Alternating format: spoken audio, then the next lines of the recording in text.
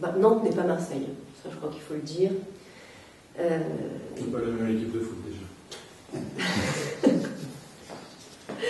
Ouais, encore que Marseille, là, c'est dur. Hein. Je le dis parce que je pense qu'il ne faut pas diaboliser pour le plaisir. Par contre, effectivement, la courbe de l'insécurité à Nantes, même si elle part de plus bas, n'est pas favorable. Donc moi, je pense qu'il faut prendre le problème maintenant, au lieu de laisser filer les choses. Moi, ce que je constate, on a eu un été particulièrement chaud à Nantes, à Bellevue, et dans le centre-ville.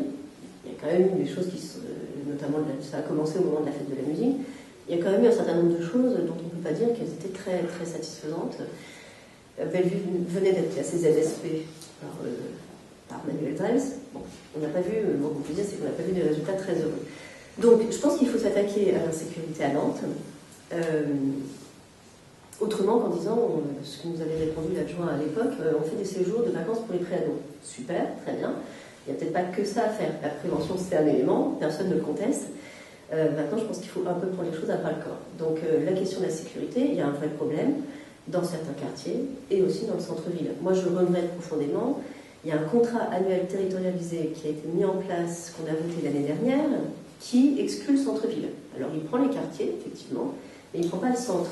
Je crois que personne ne nie aujourd'hui que du côté de Bouffay ou du côté de Commerce, il y a des vrais soucis d'insécurité dont tout le monde pâtit. Qu'on soit habitant du centre ou d'ailleurs, tout le monde en pâtit. Donc, sur la question de la sécurité, moi j'ai proposé de mettre en place, à titre expérimental, sur des sites bien identifiés, la vidéoprotection.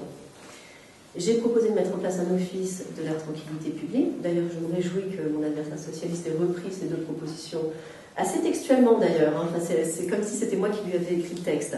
Mais je vais vous dire très sincèrement, je m'en réjouis. Je suis malgré tout assez sceptique sur sa volonté de les mettre en place quand on voit que son adjoint à la sécurité sera le même que celui d'aujourd'hui, Gilles Nicolas. Je ne vois pas comment on peut faire autrement avec les mêmes hommes, c'est ce qu'on disait tout à l'heure.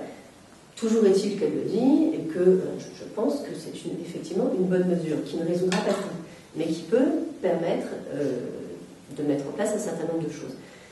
Ensuite, je pense qu'il faut recentrer les missions de la police municipale et des ASVP sur des missions de sécurité, de surveillance de la voie publique, de lutte contre la délinquance, plutôt que sur la distribution privée aux Nantais.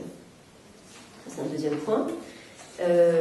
Et puis, moi je souhaite aussi mettre en place des initiatives qui commencent à se développer, notamment dans les pays du nord de l'Europe, mais aussi un tout petit peu en France. C'est les plans voisins vigilants qui commencent à se mettre en route. La mairie peut accompagner ce type d'initiative.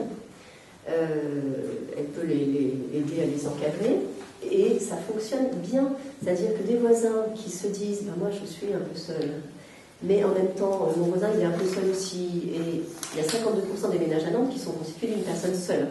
Ça, ce sont les chiffres, c'est une réalité. Je crois que si on pouvait les uns et les autres compter un peu les uns sur les autres d'une manière qui soit un peu formalisée, il ne s'agit pas de dire qu'on fera des rondes toutes les nuits autour des maisons des autres, mais n'empêche que ce type d'initiative est plutôt couronné de succès, et je crois que ce sont des choses qu'on peut mettre aussi en place à Nantes, en les encadrant et en les soutenant de manière très pragmatique, quoi, en proposant peut-être une manière de les mettre en œuvre, enfin en regardant un peu comment les choses se font ailleurs. Voilà, ça c'est une initiative concrète qui fait que les uns et les autres, effectivement, pousser le courrier dans la boîte aux lettres de son voisin pour que tout le monde se dise pas ça fait 15 jours qu'il n'y a personne, et c'est facile, c'est citoyen et ça aide tout le monde. Voilà, des démarches comme ça, je pense qu'elles sont intéressantes.